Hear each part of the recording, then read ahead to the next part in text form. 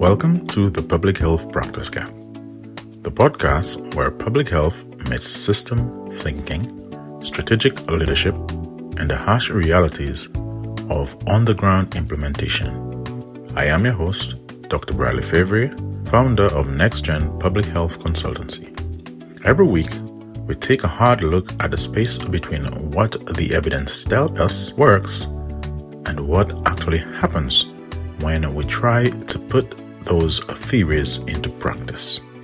Today, we are going to discuss a concept that rarely makes any appearance on the corporate balance sheet. It is almost never explicitly measured in organizational strategic plans, and you will struggle to find it listed as a line item in a grant proposal. Yet, it may be the single most important form of infrastructure in modern society, and that is trust. We often operate under the assumption that systems fail when they run out of tangible resources, when the funding dries up, when the supply chain breaks, or when technology becomes obsolete. But the reality of human behavior is far more complex. Systems do not fundamentally fail when they run out of money. They fail when people stop believing in them. And as we will explore today, that critical foundation of trust often disappears long before the institutions themselves physically collapse. I want you to imagine two different hospitals operating in two different cities. On paper, they are identical.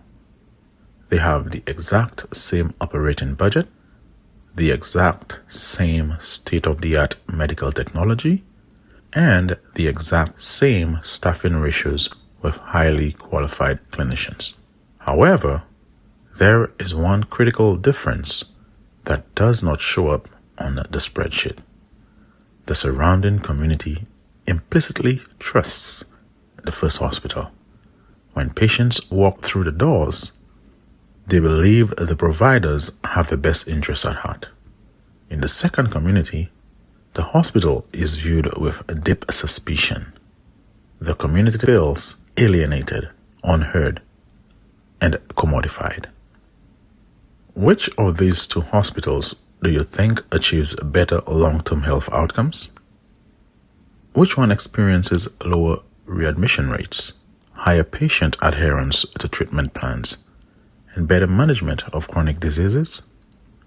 For decades, the field of public health has spent billions of dollars studying human behavior, trying to engineer the perfect interventions to make people healthier.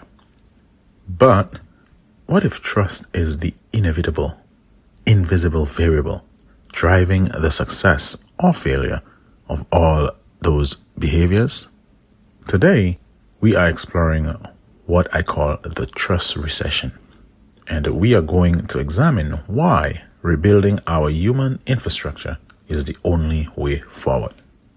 To understand the trust recession, we first need to define what trust actually is within the context of a functioning society. We typically think of infrastructure in purely physical terms. We picture highways, bridges, power grids, and water treatment plants. But societies are equally dependent on invisible, relational infrastructure. Trust is the invisible mortar that builds the bricks of our institutions together.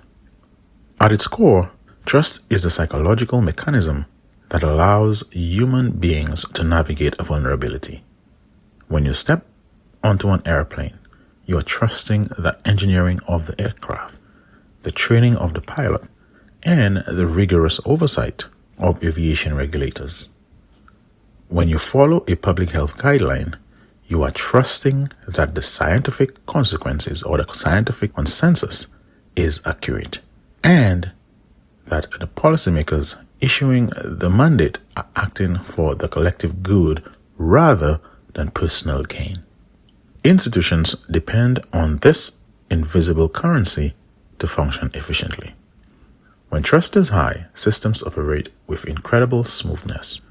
People comply with guidelines, employees engage deeply with their work, and patients follow medical advice without requiring exhaustive proof or coercive enforcement. Historically, high-trust societies have been able to weather massive crises, from economic depressions to global conflicts, precisely because their citizens believe in the fundamental legitimacy of the system. The danger of trust is that it is silent when it is present. We only tend to notice trust the moment it disappears, and by the time we recognize its absence, the structural damage to the institution is already severe. That brings us to a modern era, where we are currently witnessing a profound systemic crisis of confidence. Over the past 2 decades, we have seen a precipitous decline in public confidence across nearly every major pillar of society. We see it in healthcare, where patients increasingly question the motives of highly corporatized medical systems. We see it in education, where parents and communities are deeply fractured over the curriculum and the fundamental purpose of schooling. We see it in government, where political polarization has eroded the belief that our leaders are capable of acting in the public's interest.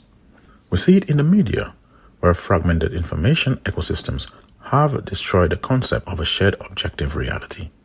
And we certainly see it in organizational leadership, where a modern workforce is experiencing unprecedented levels of burnout and disengagement. What happens when people stop believing in these institutions? They do not always start a revolution or visibly burn the system down.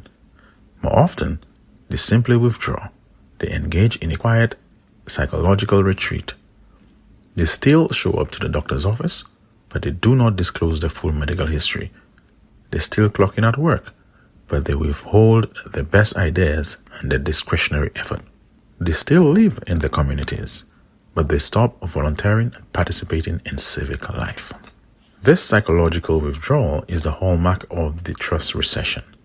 The system looks intact from the outside, but the internal structural integrity is completely hollowed out.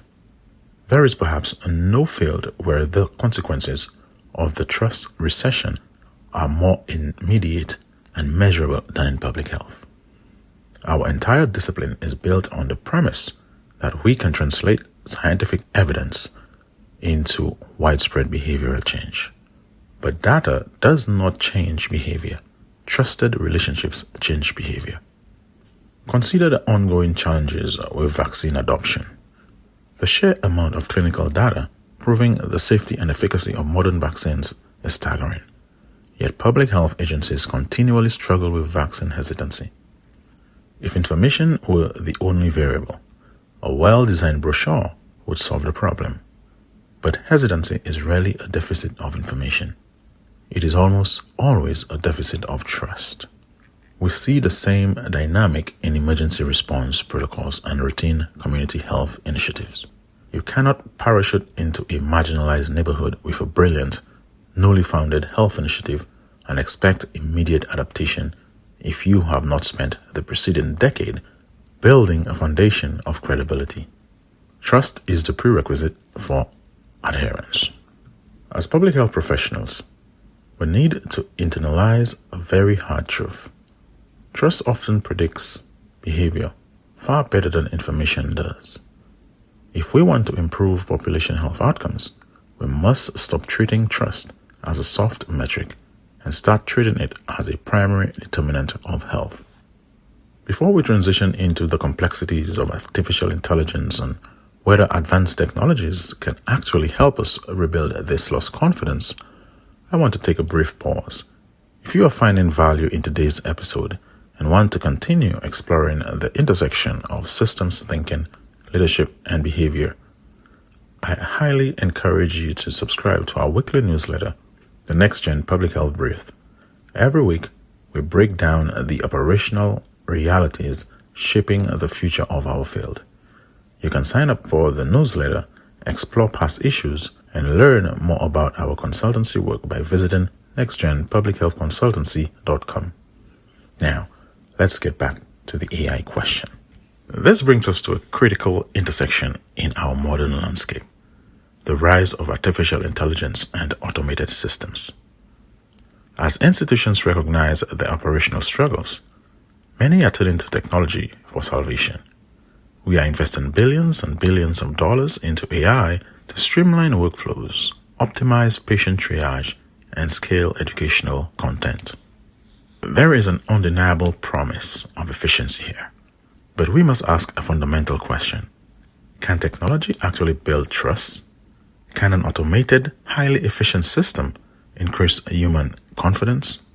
The answer requires us to differentiate between informational trust and relational trust. AI is exceptionally good at establishing informational trust. A well-designed algorithm can process a radiograph faster and more accurately than a human, and we will learn to trust the diagnostic capability. But public health and healthcare requires relational trust. Relational trust demands empathy, shared vulnerability, and mutual understanding. You cannot automate empathy. You can program a chatbot to use empathetic language, but the user inherently knows there is no human consciousness on the other side bearing witness to the suffering. When institutions try to replace human connection with technological efficiency, they risk accelerating the trust recession. They signal to the public that efficiency is valued above humanity. And in doing so, they sever the very relationships that sustain long-term engagement. This tension is the ultimate embodiment of public health practice gap. The gap we are fighting is not a lack of scientific knowledge, nor is it a lack of technological capability. The true gap lies between the earnest intentions of our institutions and the lived credibility they hold with the public. Bridging this gap requires a radical shift in how we approach systems design. We must stop trying to solve relational problems with informational tools. We cannot communicate our way out of a trust deficit with better marketing campaigns or slicker public relations strategies. Trust is built exclusively through consistent, reliable, and empathetic human experience over time. If our organizational systems are not explicitly designed to foster those human connections, the gap will only continue to widen. As we close today's conversation, I want to leave you with one defining thought. Trust is not a soft skill.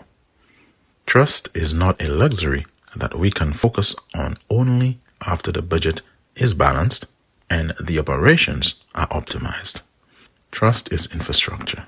It is the human infrastructure that makes every other system function.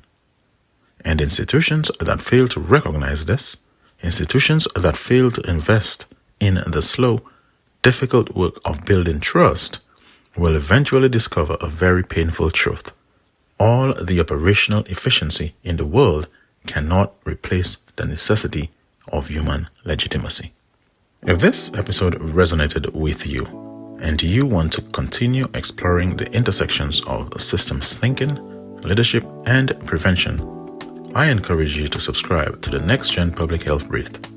We release new episodes, new analysis, and commentary every Tuesday. I am your host, Dr. Bradley Fevrier. Thank you for joining me, and this has been another episode of the Public Health Practice Gap.